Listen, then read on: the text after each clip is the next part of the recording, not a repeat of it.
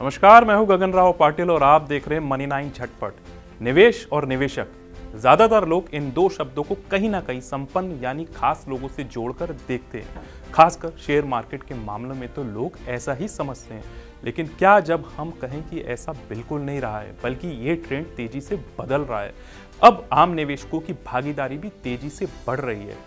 असम, अरुणाचल प्रदेश, बिहार, नागालैंड, ओडिशा जैसे राज्यों से आने वाले आम निवेशकों की भागीदारी में जबरदस्त इजाफा हुआ है।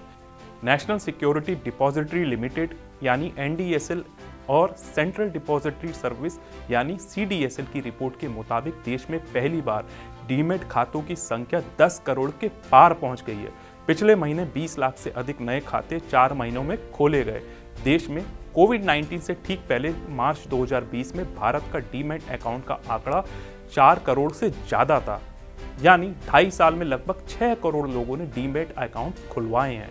महामारी के दौरान ऑनलाइन काम का चलन बढ़ने, शेयर मार्केट में तेज उछाल, वर्क फ्रॉम होम, अकाउंट खोलने में आसानी जैसे कारणों ने आम निवेशकों को आकर्षित किया है।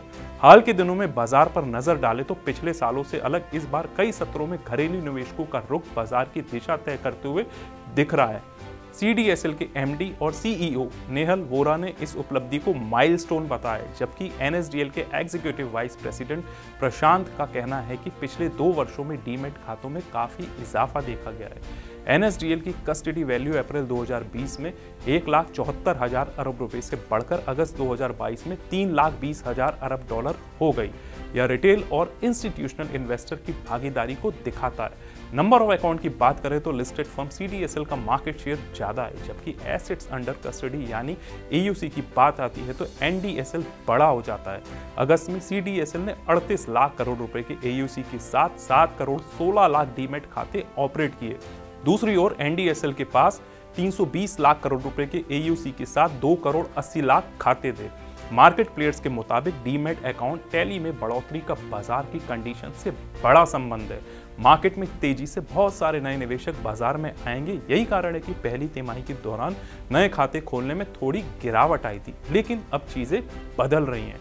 फाइलिंग की संख्या को देखते हुए एक मजबूत IPO पाइपलाइन भी है और इससे भी डीमैट काउंट बढ़ाने में मदद मिलेगी। डायरेक्ट निवेश के अलावा domestic retail investors mutual fund, बीमा और पेंशन फंड रूट के माध्यम से इक्विटी बाजार में आते हैं। बता दें कि बाजार में तेज गिरावट के बाद जून में नए डीमैट अकाउंट 16 महीने के निचले स्तर 18 लाख तक गिर गए, लेकिन जून में बाजार की वापसी से निवेशकों का भरोसा एक बार फिर सुधरा है। यस सिक्योरिटीज के MD और CEO E प्रशांत का कहना है कि मार्केट प्लेयर्स का मानना है कि अभी भी एक लंबा रास्ता तय करना है, क्योंकि ब्रोकरेज नए शहरों में प्रवेश करने की कोशिश कर रहे हैं। पिछले 2 वर्षों में डेवलपमेंट का एक बड़ा हिस्सा Tier 2 और Tier 3 शहरों से आया है।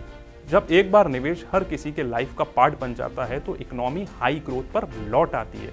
बता दें कि डीमैट अकाउंट एक बैंक अकाउंट की तरह है, जिसमें आप शेयर सर्टिफिकेट और अन्य सिक्योरिटीज को इलेक्ट्रॉनिक फॉर्म में रख सकते हैं। इसमें share, bonds, government security, mutual fund, insurance और ETF जैसे इन्वेस्टमेंट को रखने की प्रक्रिया आसान हो जाती है। उम्मीद है खबर आपको जरूर पसंद आई होगी। ऐसी खबरों के लिए देखते रहिए मनी 9, साथ ही हमें सब्सक्राइब करना न भूलें।